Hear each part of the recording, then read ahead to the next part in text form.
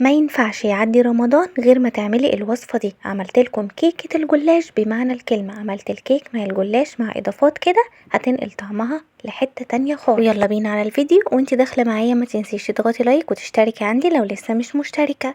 اول حاجة بنجهزها هي السكر البني، والسكر البني تقدري تشتريه، لو ما لقيتيهوش تقدري تعمليه زي ما هعمله كده دلوقتي، لان في وصفات كتير جدا بتحتاج السكر البني ده، فانا هقولك تعمليه بكل سهولة في البيت. حطيت نص كوباية من السكر العادي، وحطيت عليه معلقة ونص كبيرة عسل اسود، وقلبتهم مع بعض لحد ما وصلنا للدرجة دي، وكده السكر البني بتاعنا جاهز. تاني حاجة بنجهزها ربع كوباية من الزيت النباتي، عليهم ربع كوباية من الزبدة، وبنقلبهم مع بعض كويس. بنجهز الصينية بتاعتنا وبنحط لها ورق ألمونيوم بالشكل ده عشان نقدر نطلع الكيك بتاعنا بكل سهولة. الخليط اللي عملناه من السمن ومن الزيت هنبتدي ان احنا نحط ورقة واحدة، وبعدين ندهن الورقة بتاعتنا والورقة التانية وندهنها. بس قبل ما نحط الورقة الأولى دهنا القاع بتاع الصينية اللي هو الورق الألمونيوم اللي احنا حطيناه، ولما نحط الورقة التانية نحطها عكس الورقة الأولى علشان يطلع معانا الشكل من فوق كده وردة في النهاية كلها حوالين الصينية شكلها حلو مش في مكان واحد. وما ننساش ان احنا كمان بندهن حواف الورق بتاع الجلاش بتاعنا، مش بس القاع زي ما انتوا شايفين كده. والجلاش اللي استخدمناه هو نص لفة جلاش فقط لا غير.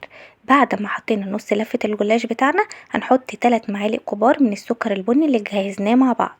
بعد ما فردنا السكر البني هنحط معلقة صغيرة من القرفة، هنرشها برضو فوق السكر البني بالشكل ده. نيجي بقى لخليط الكيك، عندي كوباية ونص من الدقيق ونخلاهم، وعليهم ربع معلقة صغيرة من البيكنج صودا، ونقلبهم ونسيبهم على جنب. نيجي للمواد السائلة، هنحط نص كوباية لبن أو حليب، عليهم كوباية من السكر، عليهم نص كوباية من السمن أو الزبدة زي ما تحبي، عليهم نص معلقة صغيرة من الملح، وعليهم بيضتين وباكت من الفانيليا. وبعدين هناخد كل الكلام ده هنضربه في الخلاط، وبعد ما نضربه هننزله على المواد الجافة بتاعتنا وهنقلبه كده لحد ما الدقيق يختفي معانا. وبعدين هننزل خليط الكيك بتاعنا على الخليط بتاع الجلاش بتاعنا، نكون مشغلين الفرن قبلها ب10 دقايق على درجة حرارة 180، وهندخل الصينية بتاعتنا رف أوسط. وما ننساش نساوي الأطراف بتاعتنا بالشكل اللي شفتوه بالمقص كده.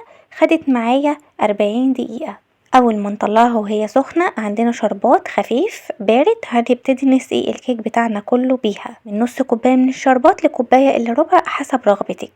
والورق الالومنيوم اللي حطيناه سهل علينا ان احنا نخرج الكيك بتاعنا بمنتهى السهوله من الصينيه.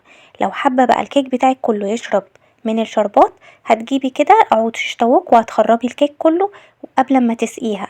لو مش حابه كده اعملي زي ما انا ما عملت، كان الاطراف كلها والقاعده كلها والاطراف كمان واخده جزء كبير قوي من الكيك، يعني حوالي كده سنتي، مليانه بالشربات. كان طعمها جميل جدا، ما حبيتش اخرمها، حسيت ان هي هتكون تقيله شويه، فلو حابه تعملي ده مفيش مشكله. ودلوقتي كمان هنساوي برضو الاطراف اللي هي خدت لون اغمق شويه دي، هنخليها بشكل جمالي اكتر.